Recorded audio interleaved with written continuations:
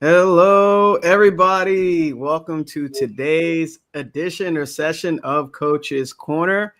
We would love to give you a warm welcome to this amazing discussion. And I'm sure, the direction of this conversation is going to have some intense, in a good way, impactful messages and experiences to share here. So my name is Jamel Matias. I'm a certified mindset success coach under the legend Bob Proctor. Basically, my brand is believe in the unseen. It's all about believing in yourself, believe in your goal, believe that it's there ready for you. And my purpose is to reveal the potential that's already there within you. And I help individuals, businesses, and entrepreneurs as well, basically achieve whatever you want. And I'm in the Maryland area. So I'm going to pass it to my awesome colleague, Alicia. Hello, everybody. My name is Alicia Espinosa. I am in Sweden, and I am also a certified coach, a values and mindset coach. And I help people to create a life that feels good on the inside. It's like follow your values and, do things that make you happy. That is me, Paul. Thank you, Alicia. My name's Paul Wooters. I'm in Burlington, Ontario. I'm a Procter & Gamble consultant, an author, speaker, adventure traveler, but it wasn't always like this. Have you ever felt stuck? I was doing coaching, and that's why I've devoted my life to helping you create the life you want, to help you achieve your most elusive personal and professional goals, and to help you live to your greatest possibilities. And I'll pass it over to Lou Perica. Hello, everyone. Thank you for joining us. My name is Lou Perica. I am a certified success mindset coach, and I help growth-minded people who truly want more out of life without the hustle, without the grind, without the guilt, to help them shift the way they think so they can live their full purpose in a meaningful and prosperous life. It isn't as difficult as you think it is. And that's why we're here today, to help you understand that success is a system, it's a process, it's a creative process. And we've been sharing with you all kinds of valuable tips and stories and experiences to help grow you. So we hope you stick around, ask questions in the chat, and we're here to help you. Jamel. Amazing. I'm so grateful to be here and share this with you. And what we're talking about today is massive, as always. And we're actually going in depth on a very powerful article that we study, but it's based on a very powerful speech by Albert Ian Gray, The Common Denominator of Success. Is anybody familiar with that? A little bit. Yeah. And I know Earl Nightingale as well did like an audio version of this. And, Lou mentioned success. And I just mentioned Earl, it's the successful, the progressive, help me out here, the progressive realization of a worthy idea. Thank you. See, that's when, your mind moves faster than your mouth. So it's the progressive realization of the worthy ideal. That was Earl's definition of success. So what is worthy to you? Right? Really ask yourself, like, what do I really want? What do I desire in this life? What do I desire this year? I can't believe it. It's May already. It's May already. It's almost half the year. It's gone by so fast. So this is why, it's very important to get clear on where you're going. And what we're going to discuss today is how this common denominator of success came about. And basically, Albert Gray, he was searching for what is the common underlining denominator of successful people, right? And this is, towards entrepreneurial and sales, but, it's all about habits. It's really about who you're becoming. in who you are. So before reading this, did anybody here ever heard about this speech or article before? You know? No. And I've been in sales for a long time. This article No. never came up. Yeah, same here. Same here. So it's very powerful. And, for all those that are live here and those that watch the replay and whatnot, feel free to interact with us. Drop some comments, drop some questions live. We'll address them live as well, because we're always here to help and help you basically achieve whatever you want and get clarity. Because if you don't have clarity first internally, nothing matters. You're going all over the place, right? Yeah. And you're being the source of, outside source of plaything. Plaything's an outside source. So should I share the screen here, or what kind of introduction should we have here? Why don't we just start with maybe just the statement that Albert Gray starts with, Yeah. about successful people. So I'm just looking at my book, so it's on the right-hand side, the second to last paragraph, where it just says the common denominator of success. That way we don't have to go through a lot of the other stuff. Just to kick it off. Okay, go ahead and then Oh, read you want that. me to? Okay. Yeah, for some reason it's a little different online, so I'm looking at mine, comparing it to. But yeah, please go ahead, Lou. Okay. So it says the common denominator of success, the secret of success of every person who has ever been successful, lies in the fact that they form the habit of doing things that others don't like to do. Now, I inserted others. They have failures here. And as Alicia and I, it's a little harsh, so I prefer others. But they form the habit doing things that others don't like to do. And this is what the whole article is based off of.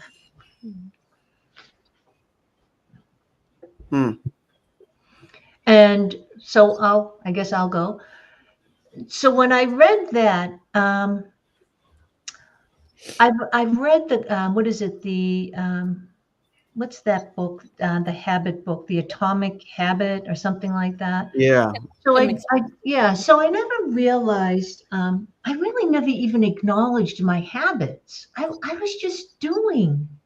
I was just always doing, never really understanding or took the time to explore what my habits were.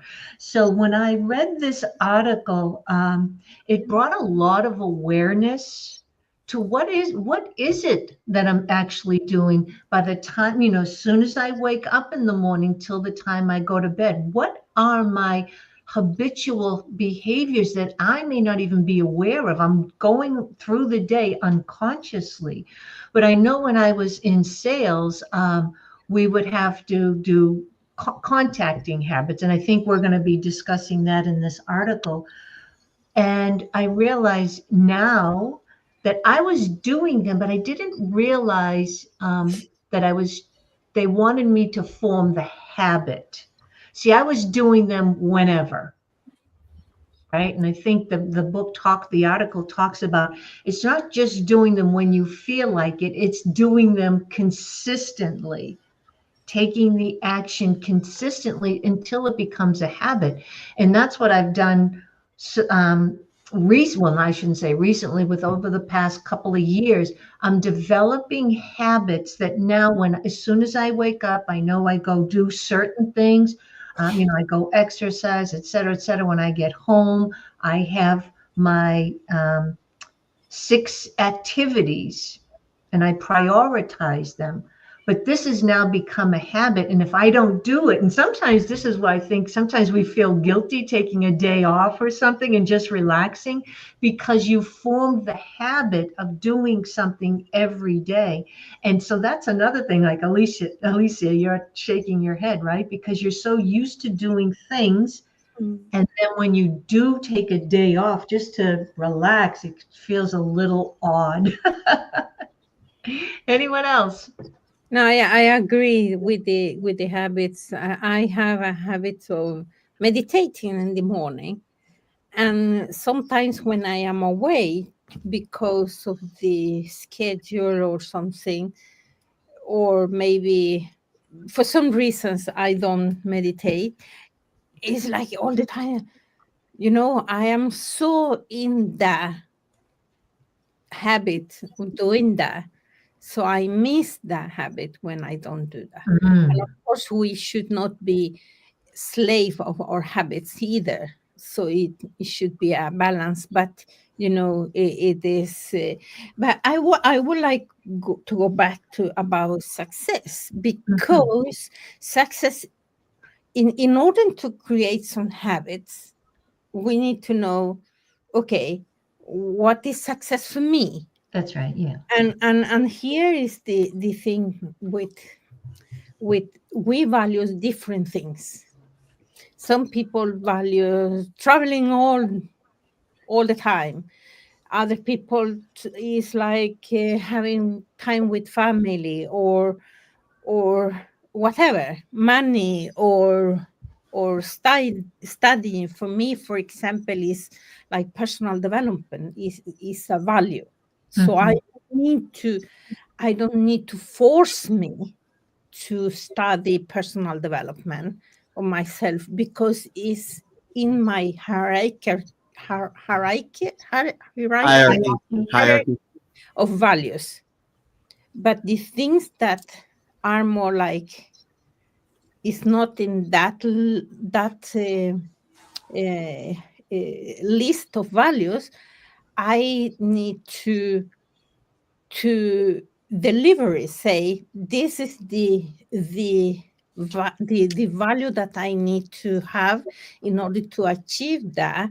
So to incorporate in my life. For example, one example is that if you are like trying to create a business, for example, and you are the freedom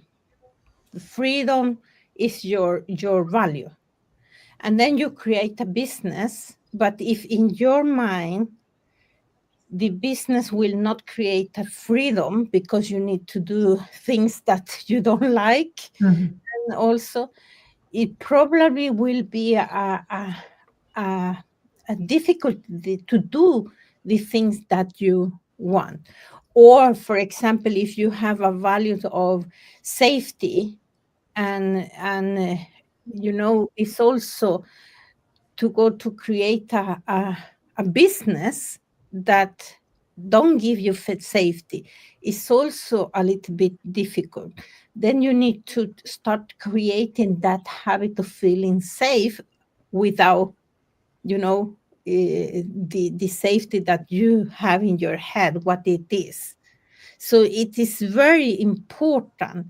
For example, also, if you have not the money, if you don't the accumulation of money is not in your value,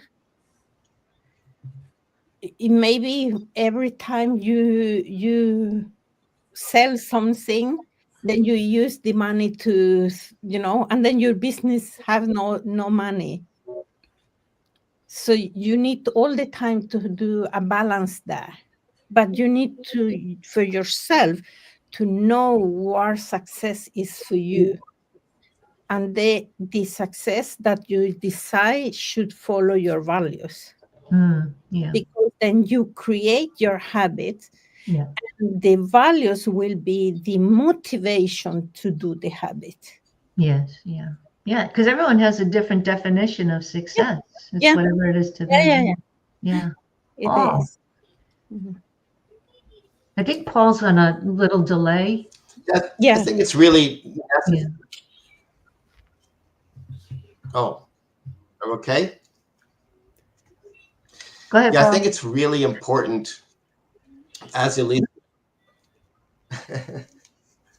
I think it's really important, as Alicia and Lou were saying, to really examine our habits, and are they in alignment with our purpose? We need to be really, really clear on what it is we want and what our purpose is. And are our habits the things that we're doing? And people are very resistant to change, even when it's for their own improvement. But we have to examine, okay, be very clear. What is our purpose? And are our habits that we're doing, are they in alignment? Are they moving us towards that purpose? Are they part of that purpose? Because we become so accustomed to doing things out of habit, and they're just a real purpose at all. But so as Alicia was saying, we have to examine it, and they have to really bring them into alignment with what it is we want to do. And so start forming those habits, start forming the habits which bring us towards or help us to step towards our goal. And it can be micro steps initially, because wholesale big changes are often difficult to implement and difficult to keep. So examine and just start micro steps if necessary, but create some habits which are in alignment with what is your purpose is. And most people aren't very clear on what it is they want and what their purpose is. And that is something that we all help people with. That the four of us here help people get real clarity, help them strategize on how they can move towards their purpose and really decide what it is that they really, really want. And as Jamel said at the beginning, a worthy ideal, a goal that is really worthy of you, not something necessarily that you think you can do or you can do, but something that you really, really want, and maybe you don't know how to do it. Yeah, well shared there, Paul. I kind of want to let me share my screen here and dive in a little bit more on how this came about. I was just rereading the intro there, and right here it says, Albert E.N. Gray, that's based on his speech, The Common Denominator of Success. Basically, years of experience as a successful executive helped Mr. Gray find answers to the questions you have probably asked yourself. Questions like, how can I avoid failure in this new career, right? How can I manage to succeed in my interesting new position? So basically, Mr. Gray crystallized his thoughts about these common but important doubts that we all experience at some time during our lives. And he incorporated them in this speech called The Common Denominator of Success. So basically, he was searching for reasons why successful people are who they are. And this is, really powerful, because he said, in order for me to explain it, I must know it myself. That's how this came about. And this speech actually raised millions of dollars for, what he was intending to do. I think it was with, it was a college, right? I believe. He's trying to raise money or something. But the point is, everyone who is striving to be something or achieve something can relate to what's being shared here. And Lou mentioned it at the very beginning. Lou mentioned it at the very beginning, said that the common denominator of success, the secret of success of every person who has ever been successful, lies in the fact that they formed the habit of doing things that Others, others, failures. unsuccessful people don't like to do. All right. They use the word failure. And we know you only fail unless you're only failing when you quit, basically, when you stop progressing, stop growing. Right. So basically forming that habit. Right. And that's what we've been talking about. Just kind of want to give a little background on what this is and how it came about. And there's a huge quote right in the middle of the page. It says, I realized that the secret I was trying to discover lay not only in what people did, but also in what made them do it. Yes. That's huge. And that's the why.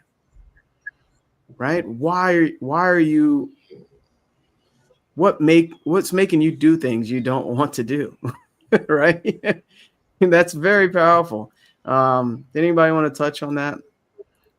Yeah, so the why, right? And this is what stumps a lot of people. But I love, Paul, that what you brought up, because I have it highlighted here too. The average human being is highly resistant to change, even when it's for their own improvement. So I was talking about fear last week and how we just really like to stay in our comfort zone. But Jamel, what were we just talking about? I went off the track. Oh, yeah, yeah. I see we're jumping forward, but no, it's okay. This is good. I was talking about Oh, where the you why, mentioned. the why. Yeah, I realized that the secret I was trying to discover lay not only in what people did, but also in what made them do Them it. do it. Yeah, And so thank you. you're welcome. So we think when we're setting goals, it's for the getting, whatever that may be, getting more money, getting a better career, getting relationship, getting healthier, whatever the getting is. Um, but it's really not in the getting. It's who you become, but also it's the feeling that you think you're going to have once you achieve something. So I use the example a lot of a driver's license, right? When you go to get your driver's license, it's not actually the license that you care about when you're a youngster. It's the sense of freedom. It's the sense of independence. It's the sense of breaking free from your parents. It's the sense of going to pick up your friends and you're going to go to the movies, right? That's the feeling. So it's always the why is really, it's about the feeling that you think you're going to have. That's the feeling you want when you achieve whatever it is that that you're desiring. It's really never about the money. It's just how you think you're going to feel. How does it feel when you are earning X amount of dollars? How does it feel when you're in that new position? How does it feel to feel healthy? Because we know if you don't feel healthy and you're feeling crappy, that doesn't feel good. When you're not earning the money that you desire to live the lifestyle that you want, it can feel kind of crappy. If you're not doing the things that you're desiring because you don't have the income or the money to do it, right? So it's always really about the why is really about the feeling that you're going to have. And that's what I know, that's what drives me. It's the want. And why do I want to achieve whatever it is that I want? When I was doing my speaking thing last week, I wanted it because I wanted to prove to myself that I could do it. Mhm. I just wanted to prove to myself that I can do something that I want to achieve in it. And when I did it, I felt incredible. It wasn't so much about the talk that I gave, but it was who I showed up, who I showed up as. And that felt powerful to me. Mhm. So this is why I want to form the habit of getting on more, having more speaking gigs. I want to get into the habit of reaching out to more people to look for speaking gigs because this is what I truly enjoy. Mhm. So that's why because I enjoy it so much, I am creating the habit.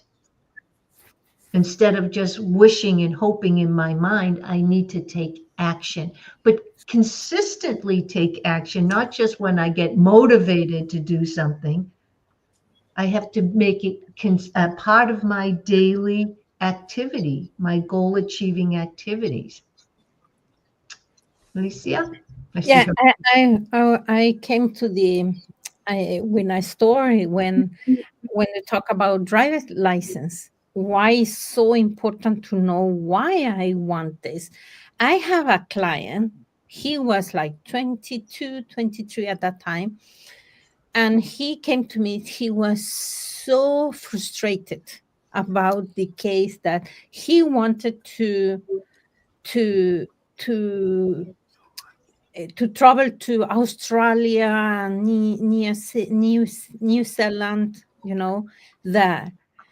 And he was telling me that, but every time I have the money, I use that for other things, to party, to. I said, why do you want to go to Australia? And he was like, you know what? It's not me. It was my ex-girlfriend's dream to go to Australia and to go to be there one month around there.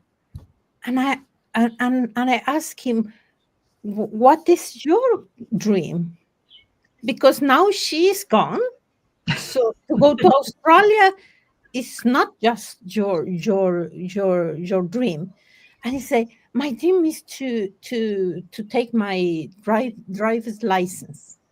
I said, yeah, okay, why? And he told me that, the freedom that he wanted to have. And so I said, okay, set that as a goal.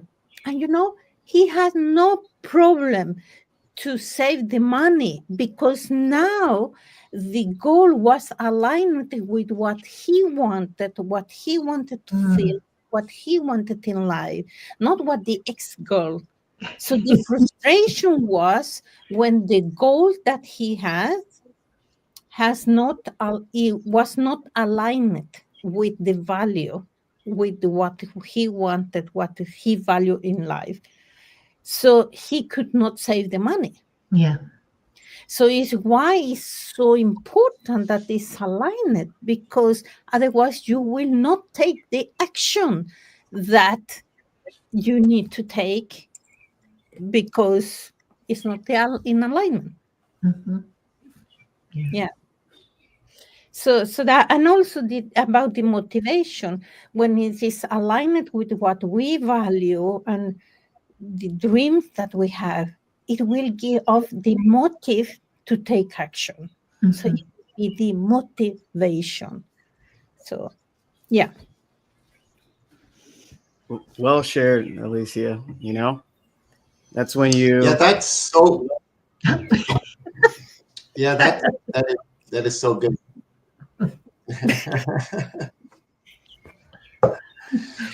Sorry, I guess I don't have a great connection or something. Yeah. But you can see that the underlying message is to really identify your purpose and your want, and as Lou said, the results. Like, imagine the results that you want, and as Alicia said, that is going to motivate you. You have to realize, as Lou said, whatever the person that you want to become, whatever it is that you want in your life, and that's going to motivate you, that's going to drive you, but you have to really be clear on what that is.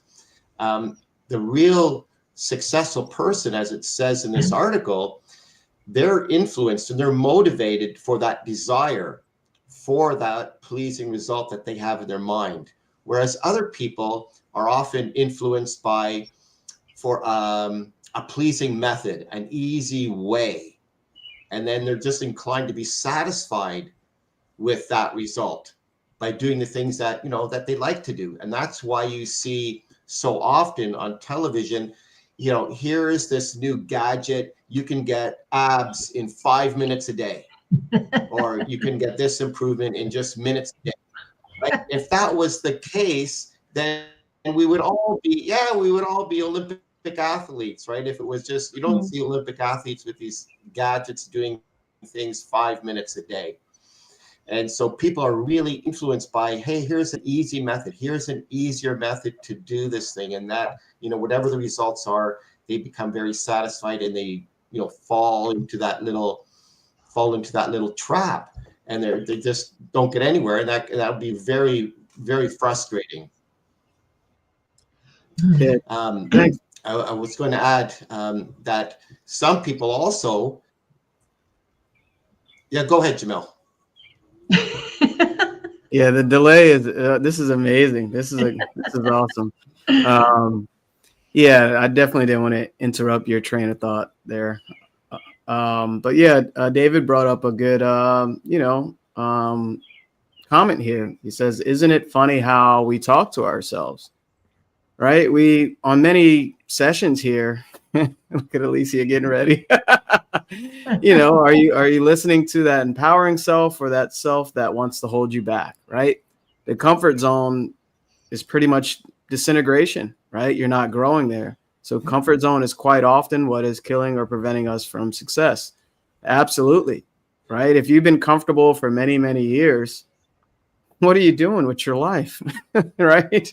You're allowing, it's called a drifter, right? You're allowing your old self just to hold on, and you're not taking any type of effort outside of your comfort zone, basically shedding that old self. And he says, preventing us from success, yet sacrifice is hard. Now that is inner speech. Sacrifice, it depends on your perception, right? And it's a lot of times people look at sacrifice as a negative. You have to remove things of a lower nature to make room for things of a higher nature. So sacrifice, I like to see that as a positive, because look what I'm doing for my future self today. Look what I'm doing right now for my future self. There's my sacrifice, right? I get happy about it. A lot of people have a negative perception on sacrifice. Sacrifice is not hard. Sacrifice is fun. There's my affirmation. So to give up and the excuses we give ourselves. Oh, excuses. What does Bob say? They're what's one thing is to have an excuse. And the worst thing is to have a better excuse on why you're not doing it.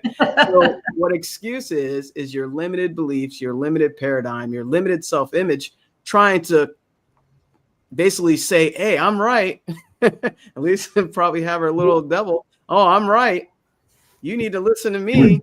It's an excuse for you to be back in that comfort zone, and it'll happen repeatedly over and over and over until you say, I had enough. I'm so tired of sick and tired of being sick and tired of being this old version of me. It's time for change, right? So there was something in. I would like to say something about what David said, because I have the devils in my head. I don't know if you want that, if you have that, but I have that, and they have a conversation when I have a goals. My dreamer in me have a conversation like, oh, I want this. Then suddenly this part of the guys here is the part of the doer in me, and they start to have a conversation why I cannot do that. And then they come with a story why I'm not able to do that. And we have only two things that stop us: social oppression and self-oppression. When we self are the enemy of ourselves, we let the circumstances, we let the paradigms, we let these guys come with a lot of different excuses for why it is causes this, like, oh, this is because you cannot do this and this and this. And if you are not alert, you will believe that. So we need to no way. And I also about the what is the comfort zone. That is because in the comfort zone we know what it is, and the outside the comfort zone, it is the unknown. And I normally say that this is, I don't know about you, but I was very afraid of the darkness. When I walk outside and it was dark, I was so afraid of that.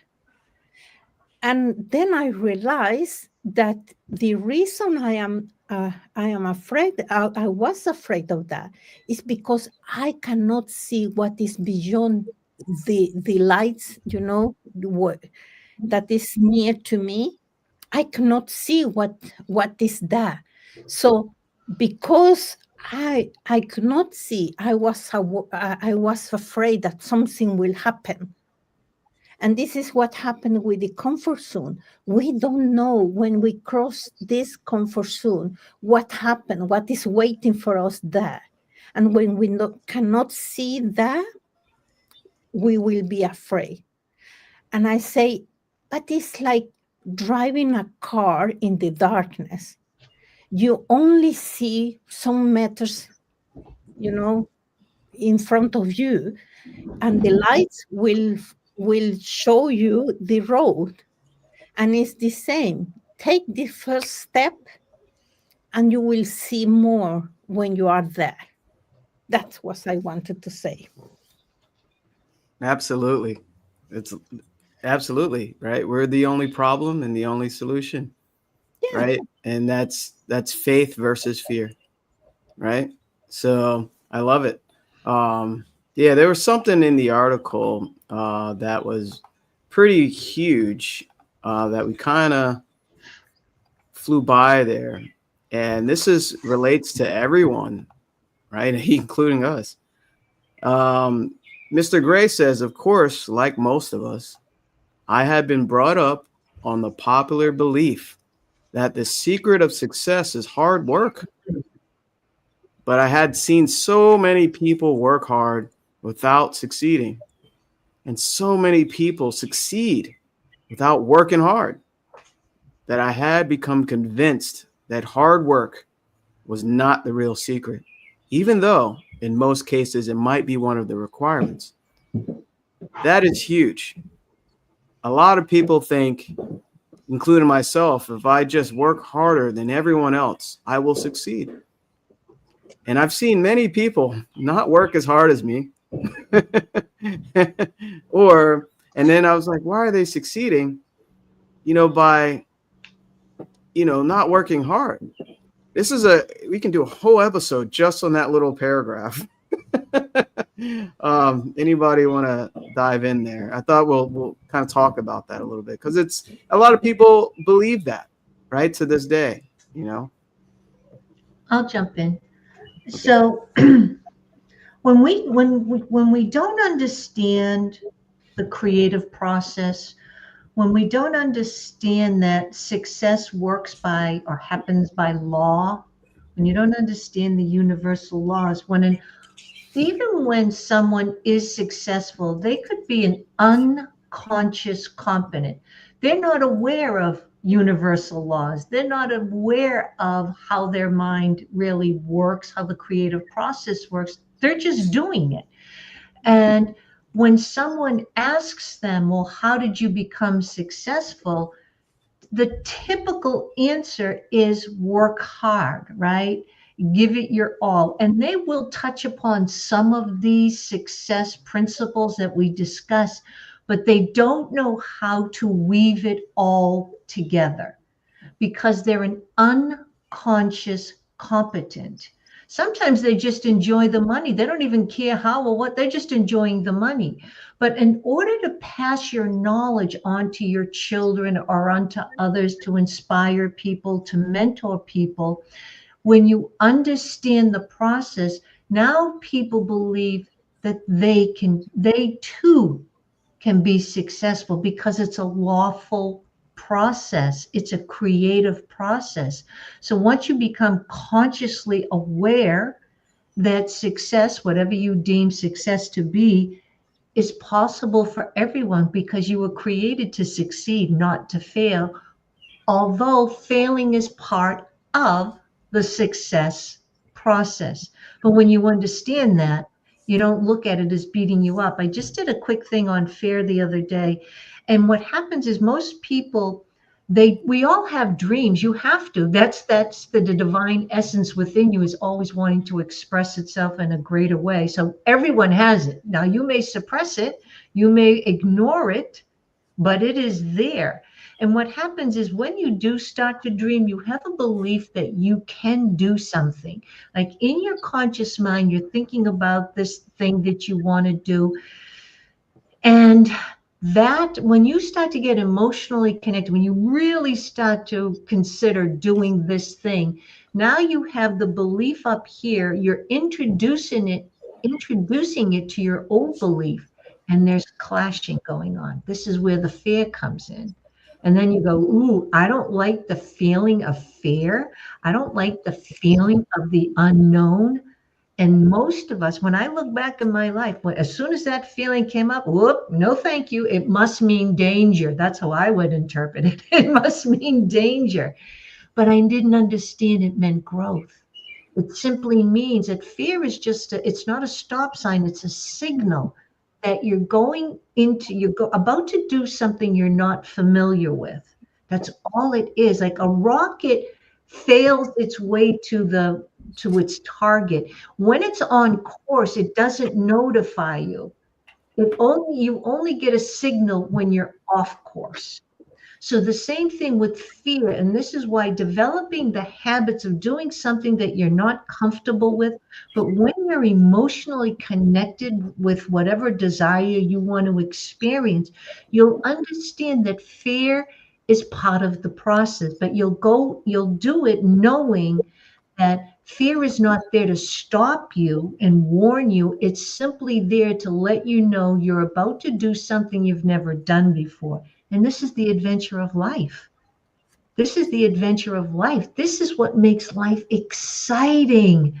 Just doing things like getting up on a stage or doing a Facebook Live or coaching people, or if you're in sales, picking up the phone, calling people, or door knocking. These are all these are uncomfortable things, but you must understand this is just part of the growth. And with that knowledge, it just makes it not necessarily easier, but in a way easier because you understand it's just part of the process. If I truly desire X, then this is part. I love this part here. I have it highlighted. A couple of things. Successful people have a purpose strong enough to make them form the habit of doing things that they don't necessarily like to do in order to accomplish the purpose that they want to accomplish.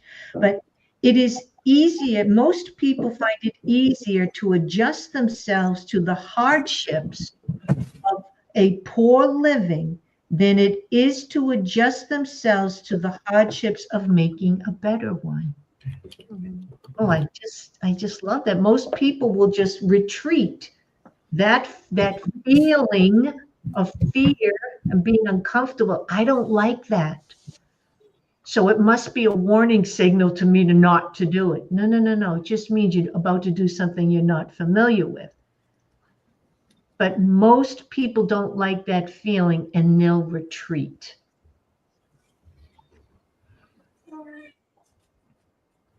Anyone?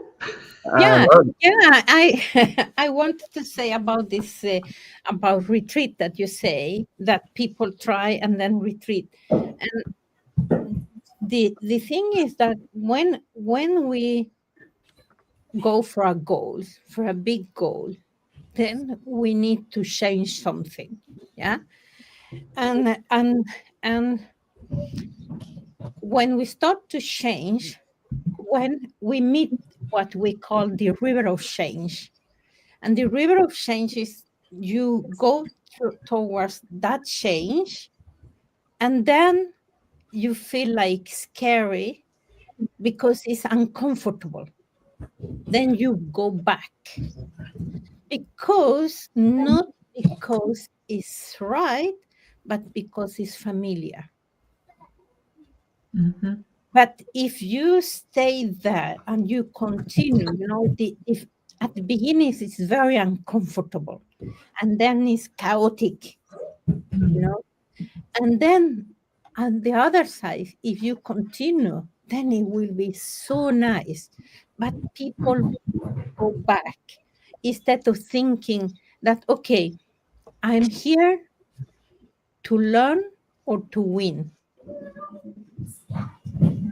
It's not a failure, or you win or you learn.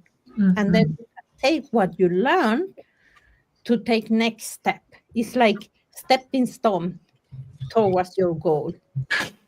This is something that I always think about, and also asking me all the time, I'm willing to pay the price, not to sacrifice something, but I'm willing to pay the price Yeah. to go through this change. Yeah. That's right. Paying the price. All right. And that reminds me of something.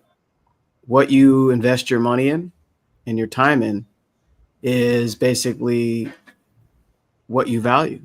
It's the roadmaps to what you truly value. Yeah.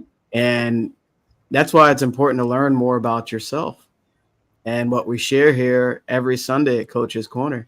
But even outside of this as well, you know, we all talk to individuals and people, and this is why mentorship is essential to your future that you desire. It's great having these conversations, but, you know, really look at what you do with your time. Are you binge watching every show known to man and woman, or are you really learning about yourself so that way you can create, you know, the future that you really want and have the money that you want? So there's something that really jumped out in the article as well. It's huge as well. This article is packed with so much, and this is even before the habits, right? And Lou touched on it a little bit as well. Let me share my screen so you can see it. It says, perhaps you have wondered why it is that those who accomplish most seem to like to do the things that you don't like to do. And Mr. Gray says they don't. And I think this is the most important and encouraging statement I have ever offered any person. But if they don't like to do these things, then why do they do them? And this is huge here. Because by doing the things they don't like to do, they can accomplish the things they want to accomplish. Now, let me repeat that. Successful people are influenced by the desire for pleasing results. Unsuccessful people are influenced by the desire for pleasing methods and are inclined to be satisfied with such results as can be obtained by doing things they like to do. That one is so I laugh because that was me. That's probably everyone here and people that are viewing as well. Did anybody want to talk about that? Am I the only one that jumped out? Maybe we can wait Paul, because Paul have a delay. Yeah, so maybe we can listen to Paul. Good idea, Alicia. Thank you, Alicia. Yeah, so there's a great number of points, and you know, something that David said about our comfort zone, and that tied into what Lou was saying. You know, the unknown, that fear of the unknown, right? We always think that, okay, we're afraid of that because we're afraid of failure, instead of being excited about the good that may happen, or the growth, as Lou said, the growth that will occur. Yeah, so the fear is there to give us, as Lou said, a little bit of a warning, just to check in, but not to back off. And then also, as Alicia said, and we talked about it previously, a failure is just giving us feedback. Okay, we did something incorrectly, or it didn't work out the way we would have liked. Maybe we need to do more of this, less of that. It's like an experiment. All experiments aren't successful the first time around. You have to make little tweaks. But, you know, David talked about comfort zone, and Lou talked about that fear of the unknown. So what we do is we build a self-imposed prison for ourselves. And, you know, Bob calls it, when we talked about the terror barrier, about being in bondage. So we keep ourselves in that comfort zone, even though not really want to be. It's just comfortable. And it's just, we just feel a little bit afraid, fear of, you know, what are people going to say? What's going to happen to me if I make that step?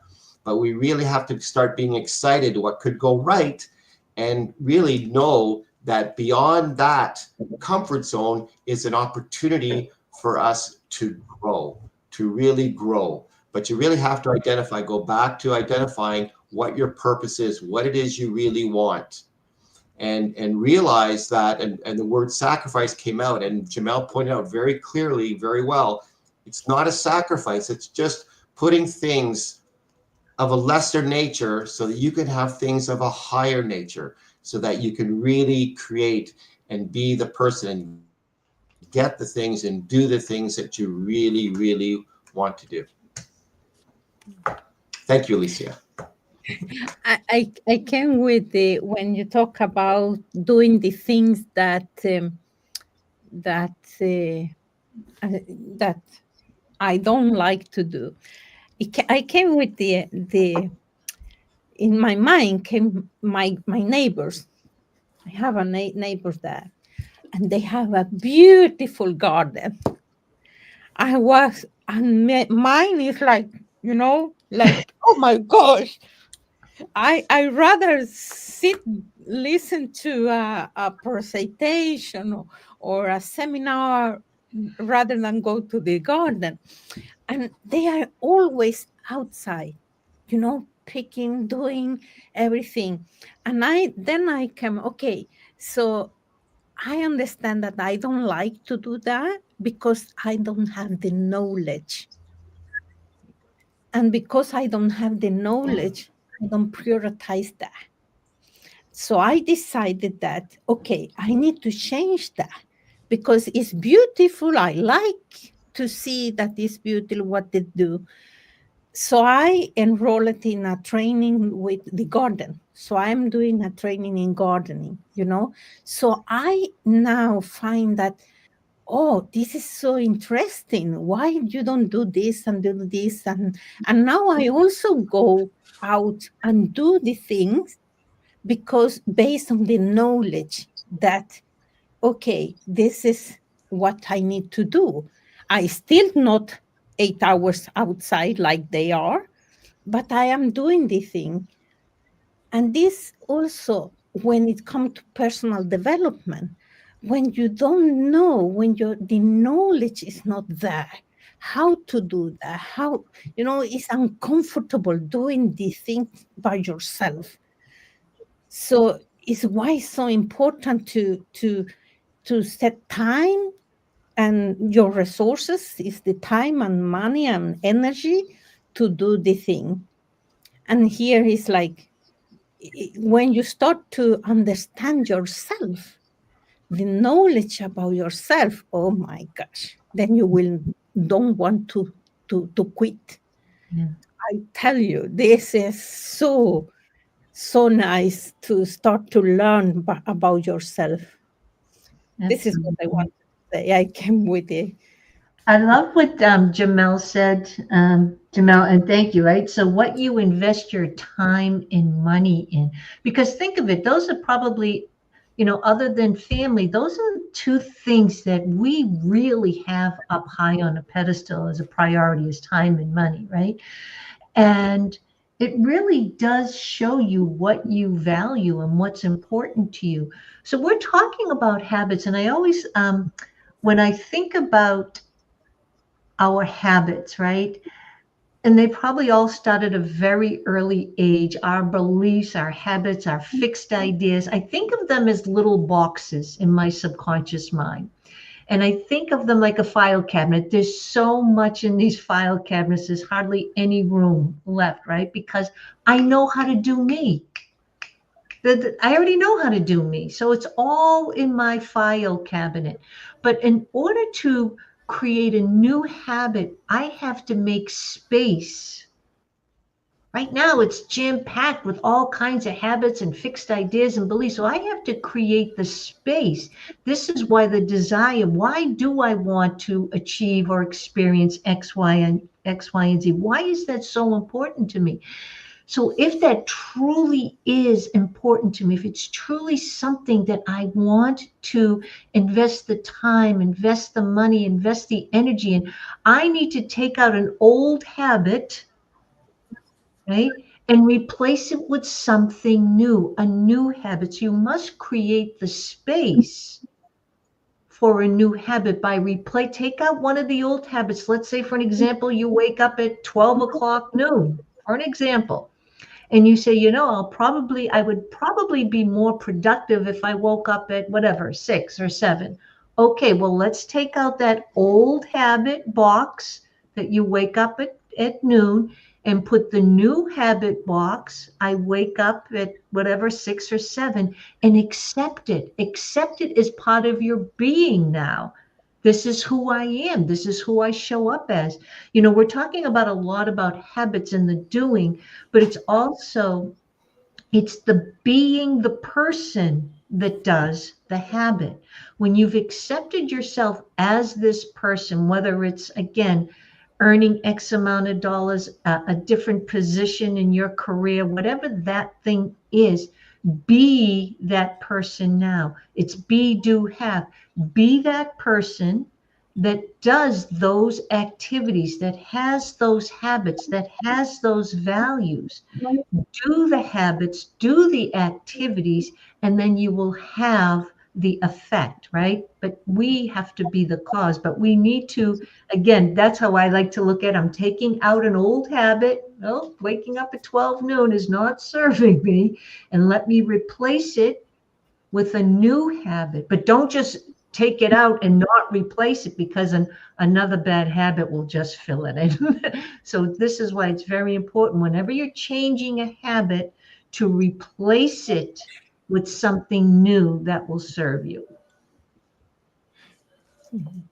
Yeah, I love it, Lou. That's great. And I'm always, I love be, do, have, right? You become, then you can have, become, you're doing, and then you can have, right? A lot of us think if I do this, I can have that, then I can become that. Most people think that, so you want to reverse it, right? And this is the price, right? That's the price. Yeah, it is. And this is, to be honest with yourself, right? Be objective, reflective. This is not to beat you down. This is to build you up to the version of whatever it is that you desire. I love this article so much because it's starting to trigger even more. And I definitely wanted to share these key points before we head out today. And obviously, we'll do a part 2 to this, right? Are we? Yeah. Part 2? Okay. So just to share a few things that just hammered home here, where are we? Here. Why are successful people able to do things they don't like to do while unsuccessful people are not? Because successful people have a purpose strong enough to make them form the habit of doing things they don't like to do in order to accomplish the purpose they want to accomplish. So let's skip down here. Many people with whom I have discussed this common denominator of success have said at this point, but I have a family to support and I have to have a living for my family and myself. Isn't that enough of a purpose? No, it isn't. It isn't a sufficiently strong purpose to make you form the habit of doing the things that you don't like to do, for the very simple reason that it is easy to adjust ourselves. This is one of my favorite parts here. That it is easy to adjust ourselves to the hardships of a poor living than it is to adjust ourselves to the hardships of making a better one.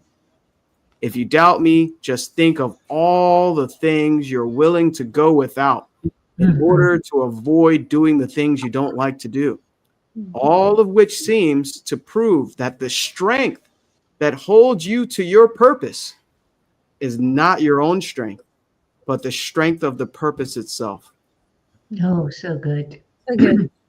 Wow. I just wanted to get that out on this episode. Amen. But Paul, anything you want to add to that, Paul?